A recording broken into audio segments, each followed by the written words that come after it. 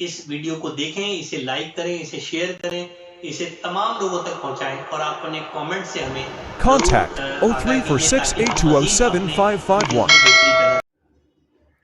औज़ुबिल्लाहि मिनश्शैतानिर्रजीम, बिस्मिल्लाहिर्रहमानिर्रहीम। कामरान शहज़ाद सिद्दीकी आपसे मुखातिब।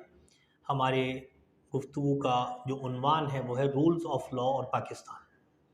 पाकिस्तान में कानून की बालादस्ती किस हद तक है, किस कदर फुक़दान है, उसकी वजूहात क्या हैं और वो कौन से अवामिल हैं जिन पर अगर अमल किया जाए तो पाकिस्तान में रूल्स ऑफ लॉ को मेंटेन किया जा सकता है। हमारी 70-75 साल की तारीख़ में ये अब एक ऐसा मोड़ आ गया है कि अवाम की अक्सरियत मुल्क में रूल्स ऑफ लॉ चाहती है। कुछ सियासी जमातों ने भी ये नारा लगा दिया है कि मुल्क में कानून की बालादस्ती होनी चाहिए, और ये सियासी जमातें ज़्यादा नहीं हैं, 1 या 2 सियासी जमातें हैं सिर्फ जो रूल्स ऑफ लॉ की बात कर रही हैं। एक जमात उसमें से पीटीआई है और एक जमात इसमें से एफडीएफ। पीटीआई पाकिस्तान तहरीक इंसाफ और एफडीएफ फर्स्ट डेमोक्रेटिक फ्रंट। ये 2 जमातें सिर्फ ऐसी हैं जो इस टाइम मुल्क में रूल्स ऑफ लॉ की बात कर रही हैं। रूल्स ऑफ लॉ है क्या?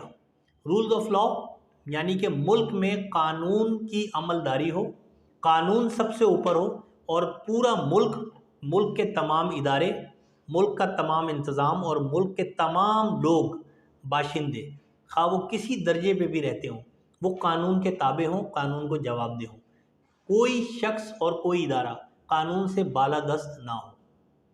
पाकिस्तान में सबसे ताकतवर इदारा आइन के मुताबिक पार्लियामेंट होती है और अमली तौर पर सबसे ताकतवर इदारा इस्टेब्लिशमेंट होती है। लेकिन आइन के ताबे दोनों, आइन के मुताबिक ये दोनों इदारे भी आइन को जवाबदेह हैं और आइन के ताबे हैं। जब ये दोनों इदारे और तीसरा एक इदारा जुडिशरी है, अगर ये 3 इदारे खुद को आइन से मावरा समझेंगे तो मुल्क में कानून की बालादस्ती नहीं रहेगी। ये वजूहात हैं कि पाकिस्तान जो है वो रूल्स ऑफ लॉ में बहुत पीछे है। हाल ही में एक सर्वे हुआ, दुनिया के 139 ममालिक पर सर्वे किया गया कि देखा जाए कि किस मुल्क में रूल्स ऑफ लॉ की क्या पोजीशन है। तो बदनसीबी ये हुई और सितम ज़रीफ़ी ये हुई कि पाकिस्तान रूल्स ऑफ लॉ के लिहाज से अबतर हालत में दुनिया के 139 ममालिक में से 130वें नंबर पर है। इसका मतलब 129 ममालिक में कानून की बालादस्ती का निज़ाम पाकिस्तान से बेहतर है। तो हम बहुत ही नागुफ्तावा हालत में मौजूद हैं और ज़रूरत इस बात की है कि पाकिस्तान में कानून की बालादस्ती कायम की जाए, पाकिस्तान के तमाम इदारों और अफराद को कानून के ताबे किया जाए ताकि मुल्क का जो निज़ाम अदल है वो बेहतर हो। इस टॉपिक पर बात करते हुए बहुत सारे नाम सामने आते हैं जिससे जिससे इज्तनाब किया जाता है कि नाम सामने ना आए, लेकिन जब तक हम हकीकत को बयान नहीं करेंगे हम इस मसले को हल नहीं कर सकेंगे। बहुत सारे दोस्तों ने कहा कि इस मौजू पर आप शेर हासिल बहस ना करें क्योंकि मुल्क के हालात इस बात की इजाज़त नहीं देते, लेकिन वो बकौल शायर कहता है कि दर्द के चाँद को रातों का सितम सहने दो, दर्द के चाँद को रातों का सितम सहने दो, वक्त की आँख से कुछ और लहू बहने दो। अब मेरे तर्ज़ तखातुब से परेशान क्यों हो, मैं तो कहता हूँ कि यारों मुझे चुप रहने दो। तो अब जब मैं बोल रहा हूँ तो मैं हक़ाइक़ बयान करने की कोशिश करूँगा। मैं इस मुल्क के निज़ाम को बेहतर करने के लिए अपना रोल प्ले करने की कोशिश करूँगा। लिहाजा अगर किसी को मेरी बात बुरी लगे तो उसको ये चाहिए कि अगर मेरी बात सही है तो वो अपने आप को कानून के ताबे करे। पाकिस्तान में निज़ाम इंसाफ ना होना और रूल ऑफ लॉ की वर्स्ट कंडीशन की वजूहात अगर मोटी मोटी वजूहात गिनी जाएँ तो मेरे हिसाब से पाकिस्तान का नाक़िस निज़ाम तालीम, पाकिस्तान का कमज़ोर निज़ाम अदल, पाकिस्तान की ताकतवर जर्नैली सियासत, पाकिस्तान की मुतकब्बर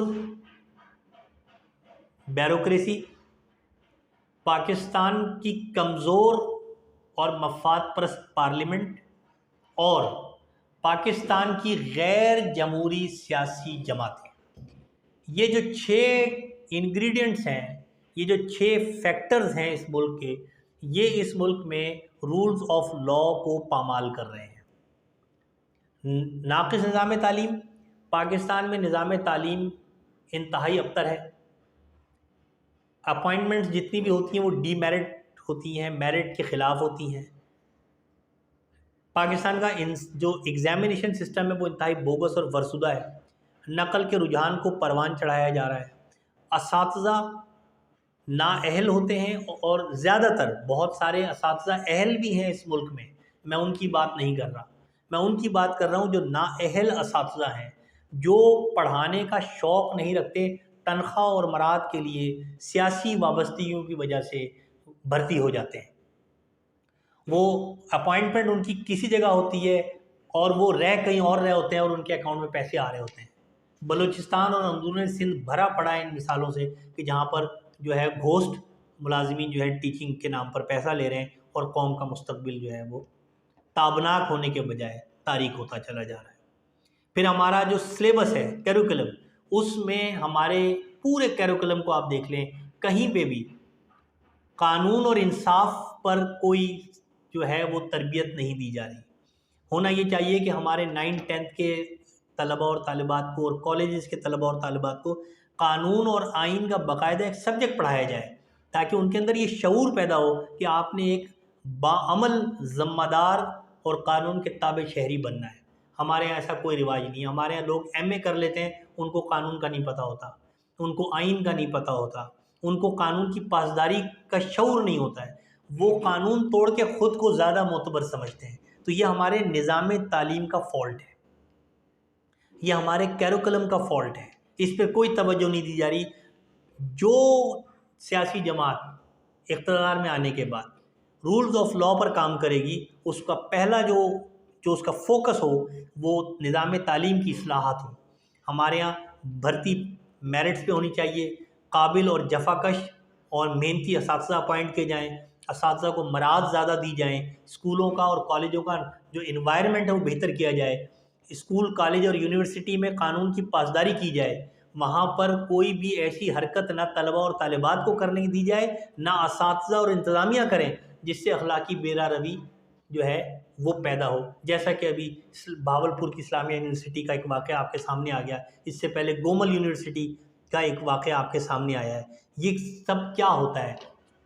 इंटीरियर सिंध में 1-2 मेडिकल कॉलेजेस का वाक़या सामने आए हैं। इसी तरह हर यूनिवर्सिटी और कॉलेजेस में इस किस्म के वाक़यात होते हैं। इसका तदारुक होना चाहिए ताकि हमारे तलबा और तालिबात एक पुरअमन, बाअमल, बाज़मीर और मुल्क और कौम से वफ़ादार शहरी बने। उसके बाद वो जिस इदारे में भी जाएंगे वो उसका निज़ाम जो है वो कानून के ताबिक कर देंगे। दूसरे नंबर पे हमारा कमज़ोर अदालती निज़ाम है। हमारे यहाँ अदलिया में पसंद और नापसंद है। हमारे लोअर जुडिशरी में अपॉइंटमेंट्स प्रॉपर मेरिट पर कम की जा रही है। हमारे यहाँ डोमिसाइल का चक्कर चला के जो है वो अपने अपनों को नौकरियाँ बांटी जाती हैं। फिर हमारे यहाँ जो हायर जुडिशरी है उसमें जजेस अपनी नौकरी और मराद बचाने के लिए ताकतवर के आगे सरेंडर कर देते हैं और आइन और कानून की मौजूदगी के बावजूद टेक्निकल लिहाज से नज़रिया ज़रूरत का सहारा लेते हुए या तो कोई ऐसा फ़ैसला देते हैं जिससे इंसाफ का खून हो जाता है, और या फिर इतना तवालत में डाल देते हैं उस निज़ाम में इंसाफ को, उस अमल के इंसाफ को इतना लिंगर करते हैं कि इंसाफ का खून हो जाता है। हमारी हायर अदालतें, हमारी हाई कोर्ट्स और सुप्रीम कोर्ट्स में बेशुमार ऐसी मिसालें मौजूद हैं जहाँ पर कानून की पासदारी नहीं की जाती, बल्कि अफराद को कंसिडर किया जाता है। कौन ताकतवर है, इस वक्त प्लानिंग किसको दीवार से लगाने की है, इस वक्त किसको दफनाना है और किसको इख्तिदार में बिठाना है। ये सारी बातों से हटकर अगर जुडिशरी आइन और कानून के मुताबिक फैसले करेगी तो किसी की जुर्रत नहीं होगी कि वो कानून को तोड़े और कानून को हाथ में ले। हमारे यहाँ ताकतवर लोग कत्ल करके बच जाते हैं और हमारे कमज़ोर लोग नाकर्दा गुनाह में 10-10, 15-15 साल जेलों में सड़ते रहते हैं। कोई पूछने वाला नहीं है, कोई पुरसाने हाल नहीं है। बेशुमार वाक़यात भरे हुए हैं।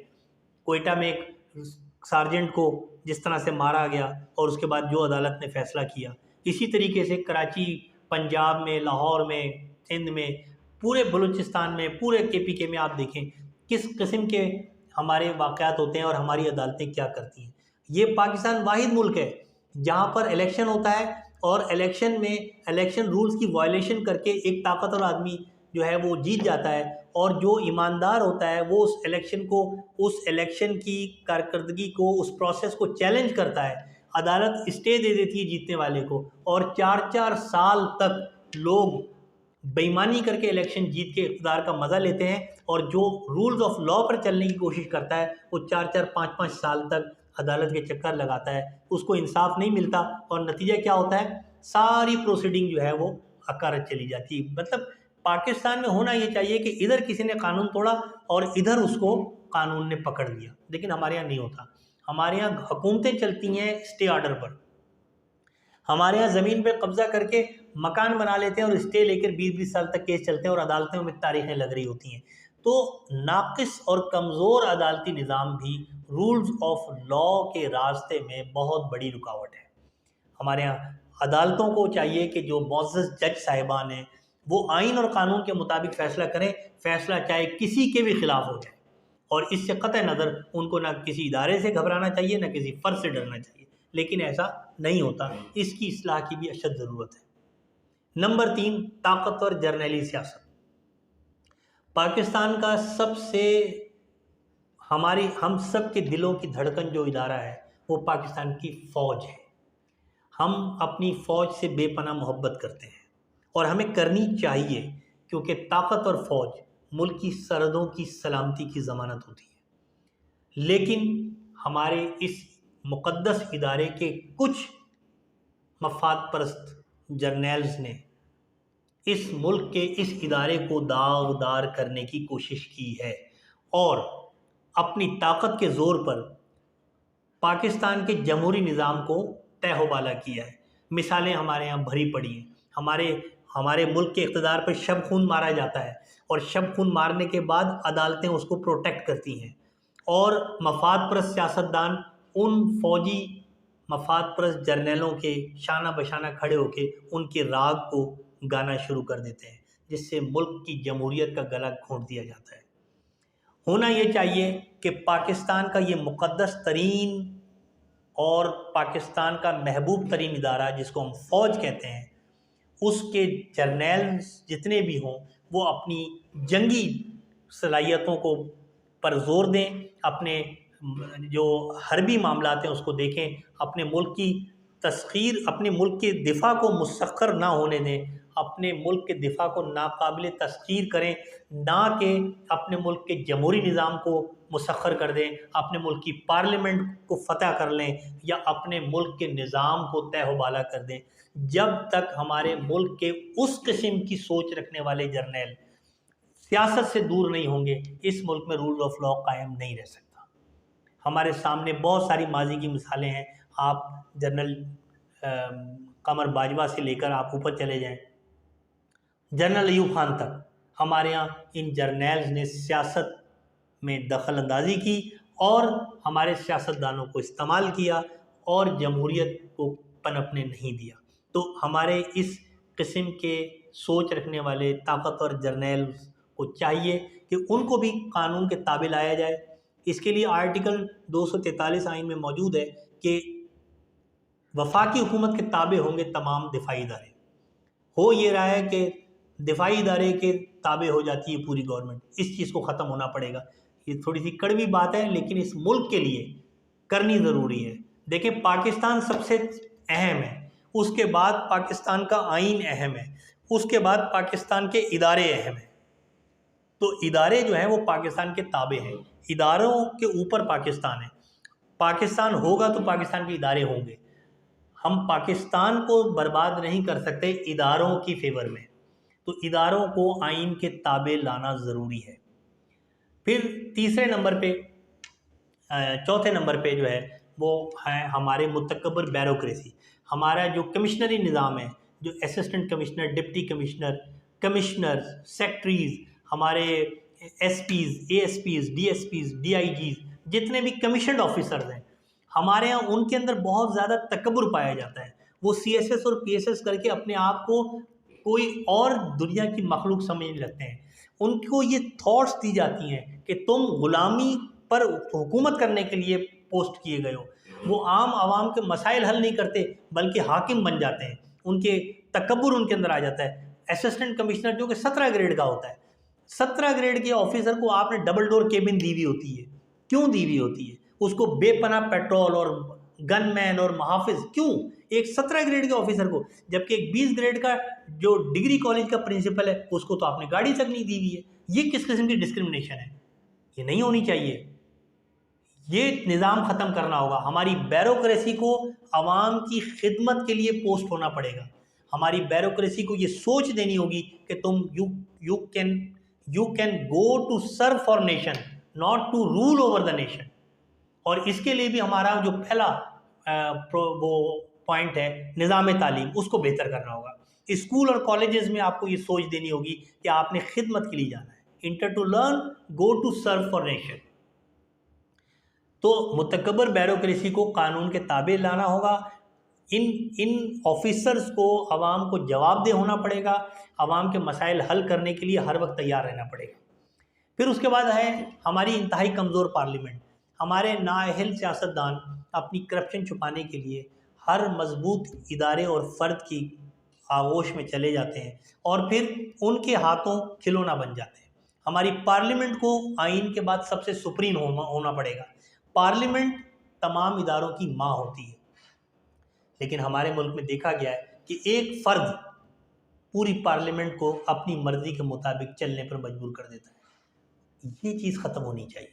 पार्लियामेंट में आपके 342 अरकान कौमी असम्बली के हैं, 100 अरकान आपकी जो है वो सेनेट के हैं। इसी तरीके से 371 अरकान आपकी पंजाब असम्बली के हैं, 168 अरकान सिंध असम्बली के हैं, आपके 65 अरकान बलूचिस्तान के हैं, 126 आपके KP के हैं और 33 अफराद जो हैं आपके अरकान जो हैं वो गिलगित बल्तिस्तान के हैं।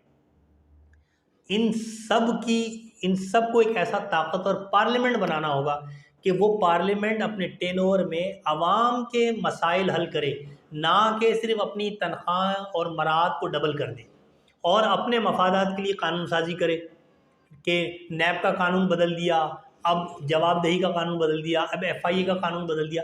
कानून आवाम की फलाह और बहबूद के लिए बनाने चाहिए, ना कि हुक्मरानों के तहफ़्फ़ुज़ के लिए। ये चीज़ हमारी पार्लियामेंट जब तक ख़त्म नहीं करेगी, हमारे मुल्क में प्रॉपर डेमोक्रेसी नहीं आएगी। तो इस कमज़ोर पार्लियामेंट को एक ताकतवर आवाम के मफादात के लिए काम करने वाली पार्लियामेंट बनना होगा, वरना पाकिस्तान में रूल्स ऑफ लॉ का ख्वाब एक ख्वाब ही रह जाएगा। उसके बाद जो छठा पॉइंट है बहुत अहम है, वो क्या है? वो ये है कि पाकिस्तान में गैर जमहूरी सियासी जमातें हैं। पाकिस्तान में जितनी भी सियासी जमातें हैं जो मेरे अब तक मुशाहिदे में आई हैं उनके अंदर जमहूरियत नहीं है। चेयरमैन के बाद उसका बेटा, उसके बाद उसकी बेटी, उसकी अम्मा, उसकी बहन। तो हमारे यहाँ जमहूरियत का नाम लेने वाली सियासी जमातों के अंदर इंतहाई दर्जे की पुरतशद्दुद आमरीत पाई जाती है और ये आमरीत जमहूरियत की दुश्मन है।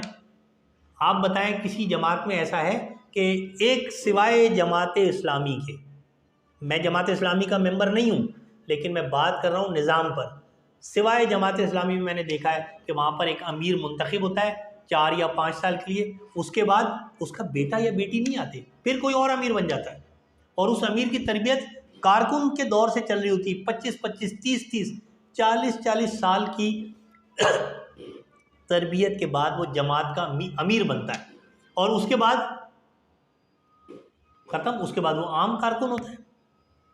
हमारे सामने जमात इस्लामी की मिसाल मौजूद है। और कोई जमात आप दिखाइए कि जिसमें जमहूरियत है। क्या पीपल्स पार्टी के अंदर जमहूरियत है? क्या मुस्लिम लीग नून के अंदर जमहूरियत है? क्या मुस्लिम लीग काफ के अंदर जमहूरियत है? क्या ये जो मौलाना फजल रहमान साहब की जमात है JUI, क्या इसके अंदर जमहूरियत है? क्या PTI के अंदर जमहूरियत है? अभी तक तो मुझे नज़र नहीं आई। लिहाजा ये जमहूरियत होनी चाहिए। अब पीटीआई में भी और पीपीपी में भी और मुस्लिम लीग नून में, काफ में, जेयूआई में, इन सब में, या और जो नई जमातें आ रही हैं, एक नई उभरती हुई जमात है एफडीएफ, इन सब के अंदर जमहूरियत होनी चाहिए, बोलने का इख्तियार होना चाहिए, चेयरमैन से पूछ गछ करने का इख्तियार होना चाहिए। चेयरमैन की हर गलत और सही बात को आप सही नहीं कह सकते। अगर आप उस जमात के साथ ईमानदारी से वफादारी कर रहे हैं तो आपको अपने चेयरमैन की गलत बातों की निशानदेही करनी होगी, वरना जमहूरियत ही नहीं है।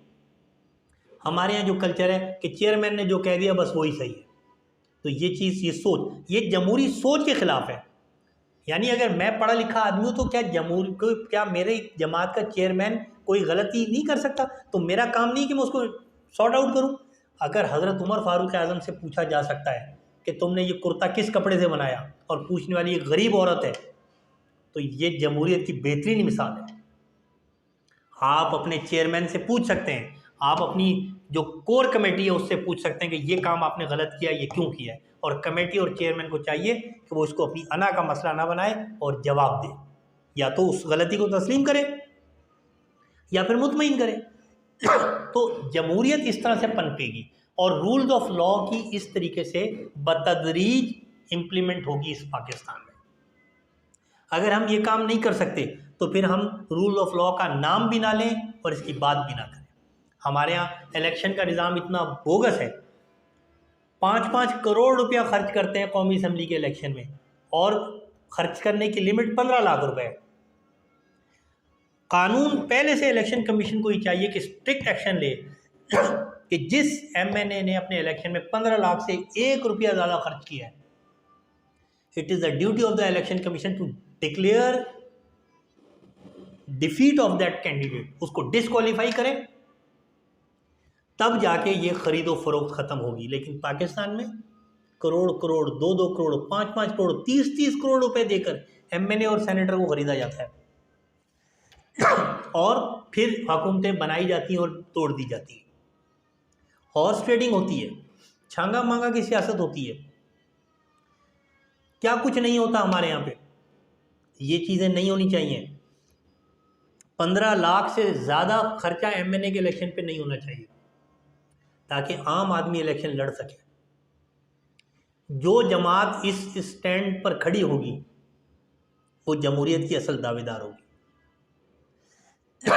तो हमें चाहिए कि हम इन चीज़ों पर फोकस करें, हर आदमी इस बात पर आवाज़ उठाए कि पाकिस्तान में रूल्स ऑफ लॉ का क़याम हर हाल में ज़रूरी है। उसके बगैर ना तो इस मुल्क में जमहूरियत पनप सकती है, ना पाकिस्तान तरक्की कर सकता है।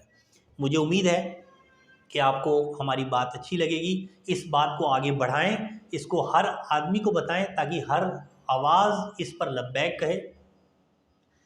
इलेक्शन कमीशन और इंतज़ामिया, अदलिया, इस्टेब्लिशमेंट, ब्यूरोक्रेसी और हुकूमत सोचने पे मजबूर हो जाए कि पाकिस्तान में रूल्स ऑफ लॉ नागुज़ीर है। बहुत शुक्रिया।